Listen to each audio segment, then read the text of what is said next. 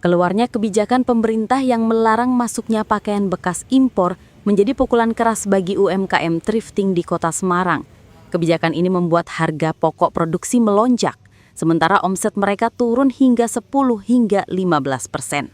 Imbas dari larangan produk thrifting masuk ke Indonesia yang diterapkan pemerintah, dalam hal ini Menteri Keuangan Purbaya Yudisadewa, membuat para pelaku usaha pakaian bekas impor di Kota Semarang, Jawa Tengah, kesulitan mempertahankan keberlangsungan usaha mereka.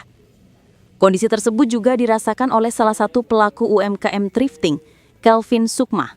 Saat ditemui dalam acara Semarang Thrift Day, ia mengungkapkan bahwa penjualan pelaku usaha thrifting di Semarang turun 10 hingga 15%. Meski terkadang terjadi sedikit peningkatan saat tanggal muda, ketika masyarakat baru menerima gaji, namun kondisi itu dinilai tidak dapat dijadikan patokan. Para pelaku usaha mengeluhkan bahan baku yang kini semakin sulit diperoleh, bahkan dari pemasok utama sekalipun, sehingga harga pokok produksi ikut meningkat tajam. Menurut para pelaku bisnis thrifting di Semarang, praktik jual beli pakaian bekas sudah ada sejak tahun 1980 dan selama ini menjadi penopang bagi banyak UMKM kecil. Karena itu mereka menilai aktivitas thrifting seharusnya tidak diberangus, melainkan dilegalkan, dikenai pajak dan dibatasi jumlahnya. Mereka khawatir apabila thrifting benar-benar dipangkas, para pelaku usaha harus memulai kembali usaha mereka dari nol. Kalau dari larangan pemerintah, dari pendapat saya pribadi sih memang berdampak sih ya, apalagi dari supplier sendiri itu dampak buat kita para seller itu juga kadang mau cari barang buat diolah lagi itu kadang susah.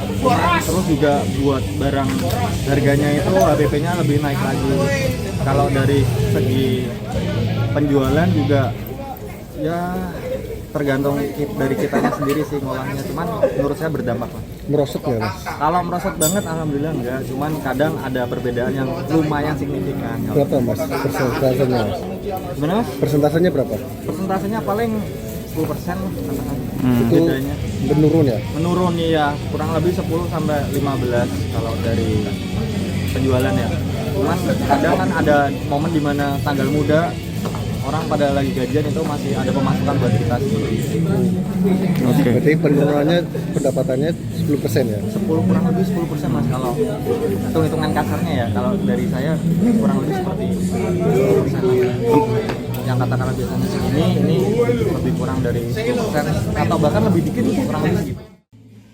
Dari Kota Semarang, Rizky Syahrul, Lingkar TV melaporkan.